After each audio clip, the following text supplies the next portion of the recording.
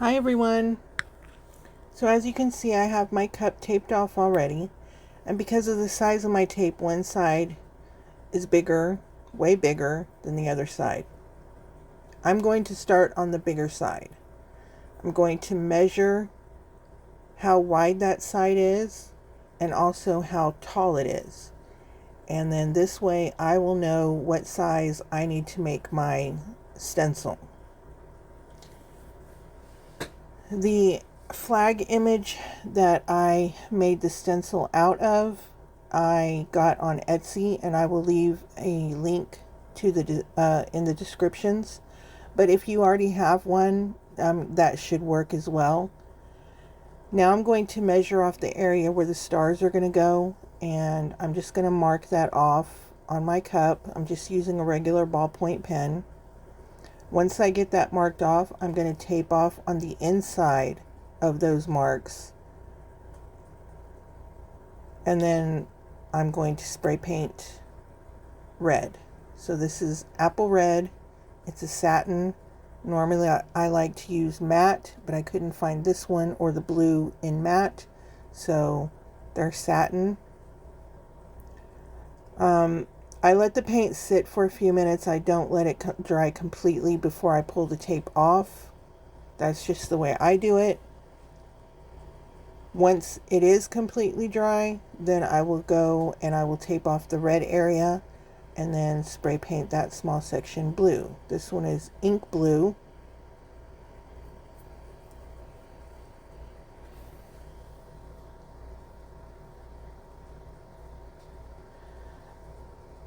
So here it is. It's all taped off and it's ready to be spray painted.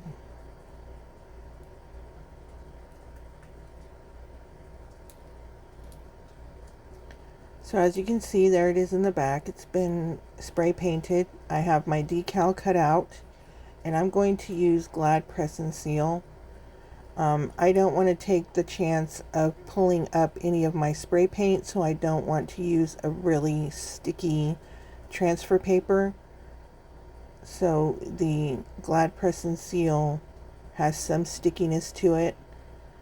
I use it quite a bit, but it's kind of flimsy, and I had not used it on a stencil this big, so I did have some areas where I had to go back and do a little bit of slicing and repositioning, but it wasn't a big deal to go and fix all that really quick. This stripe, I didn't place my stencil exactly where I wanted it, so I needed to move that stripe up just a little bit, and the one below it I moved up just to even out that space between the two.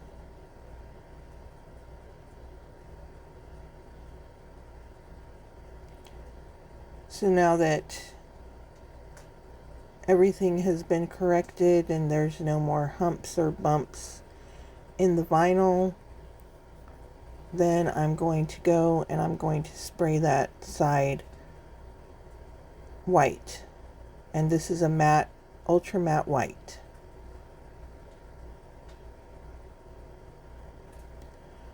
Once the white spray paint has completely dried, then I'm going to pull my stencil. I really love doing split tumblers. I just feel like you can really tell a story with them, if that makes sense. So I really love doing them. And I wanted to do something that was a little bit different than the flag cups that we normally see. So I was just kind of messing around one day and came up with this. My husband was in the army and he fell in love with the cup and stole it, and he takes it to work with him every day now. So I wanted to make another one, and I decided that I would share it on here with all of you. And I hope y'all like this cup, and I hope that some of you will try and recreate it. So once the stencil's pulled off, I pull my tape off, and now I'm going to age the flag with Latte Alcohol Ink. I'm just using a paper towel, and I'm just swiping it on there, covering any white area that's on there, the stars, everywhere. Anywhere there's white, I'm just swiping that latte, and that helps to give it that aged look. I do sell alcohol inks on my website now, and this color is available on there. So now I let the alcohol inks dry for a few hours, but the cup at this point has still not been sealed. Again, if you feel more comfortable sealing your after that part, please by all means do that. I just don't always think about it. So now I'm going to tape off the flag part so I can start work on the other side. I'm just very loosely putting the tape on there. I just want to make sure that I don't get any white spray paint underneath. So I'm just very loosely taping it, and I didn't have any issues. Again, once I pulled the tape off the alcohol ink, I didn't lose any color. So once that side was all taped off, I spray painted the other side white, and now it's time to do the sunset. So I'm retaping. I don't want any of those colors to bleed onto the flag. This is Ember, and then Sunset Orange, Sunshine Yellow, and Purple Twilight. Ember is not available on my website, but I will make it available as soon as I can. All the other colors are available. I'm just using makeup sponges to apply the inks.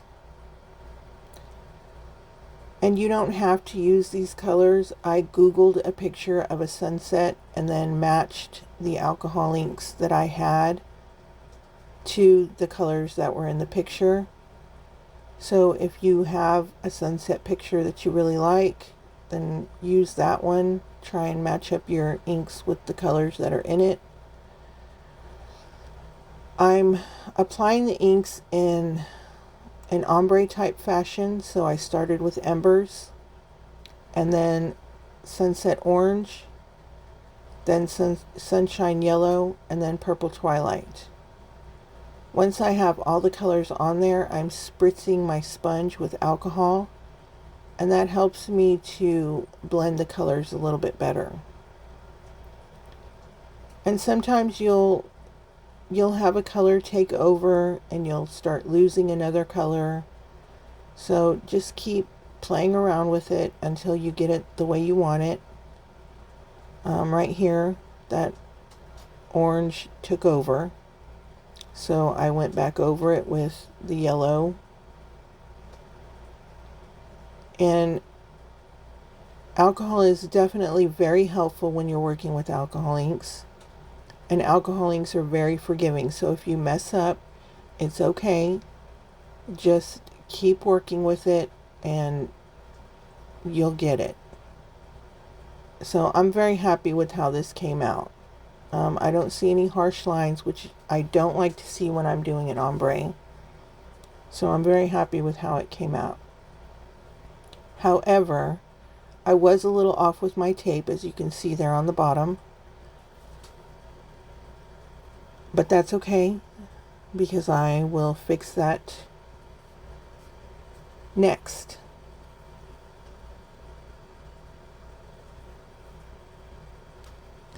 So to fix that, so you can see I have a white stripe, and it goes all down that side, across the bottom, and back up the other side. So all I'm going to do for that is take my paper towel and my Latte Alcohol Ink, and I'm just going to swipe it over those areas,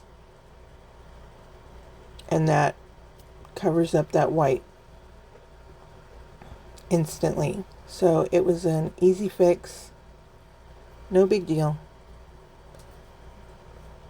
Just be careful, because you can erase your other alcohol ink colors when you put another color over them. So just be careful not to rub it on. You want to dab, swipe, kind of. Again, the cup has not been sealed. And now I'm doing the smoke method. I wanted it to look like a battle had just ended and the smoke was still clearing from the air. That's kind of the look I was going for. So, and I'm really happy with how it came out. I don't do the smoke technique very often, hardly ever. So I'm really happy with how it came out. At this point, I did seal the cup with Krylon Kamar varnish because the smoke will wipe off very easily, so you do need to seal it. Once the sealer was dry, I put 15 mLs of epoxy over the cup so that I had a smooth surface to apply my water slide. You can use a water slide. I was also thinking about a temporary tattoo if you can find one that matches the theme of the cup, but I went with a water slide for this one. This is an image I got off of Etsy, and again I will leave a link in the description. The black line that you see at the bottom of the image, I added that in Design Space, and everything below that I'm going to paint black with acrylic paint so it looks like solid ground. I did trim that part of the water slide that was a little long there on the bottom. And once the water slide was dry, I sealed it with CCDIY Quick Coat. I put 2 coats of that over the water slide. And now I'm going to apply my words. And because I am applying them over the quick coat, I'm going to use Glad Press and Seal again. If I used a stronger transfer tape, there's a chance that it could pull up that quick coat and possibly tear my water slide. So it does, again, it takes a little, it's a little tricky to get used to. But it's helpful when you don't want a very sticky transfer tape. And I knew that I was going to have to adjust some of the letters, so when I laid them on the cup, I didn't press them down. I just very lightly placed them on there, and then I was able to adjust any of the letters that I needed to without very much damage to the vinyl. And I used the middle part of the E, the letter E, because there's quite a few of them in the words that I use. I used that as a guideline to line it up straight on the cup. So where the two sides met, that split, I lined the middle part of the E up with that split, and that helped me to get them on straight.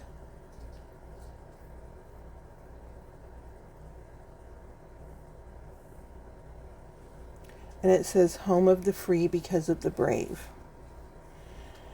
And once I got those on there, you can either let your vinyl sit for a few hours and then epoxy, or you can seal it. The letters that I used, there were some very thin parts of the letters, and even if I let the vinyl sit for a few hours, there were some very delicate pieces on the letters that I knew were going to pull up, so I sealed it twice with the CCDIY Quick Coat. And now I'm applying 20 mLs of epoxy to the cup.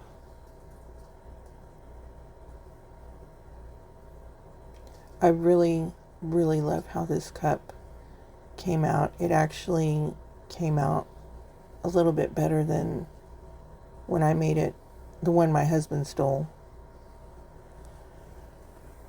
So once the epoxy is all set up, now I'm going to do my cleanup before I add my fingers crossed last layer of epoxy. So I'm just scraping the rim. There were a couple of spots that I had dust particles that I needed to sand. So I just did a really quick spot sand. Sanded around the rim. Cleaned the inside out with acetone. Just any cleanup that needed to be done before that final coat of epoxy.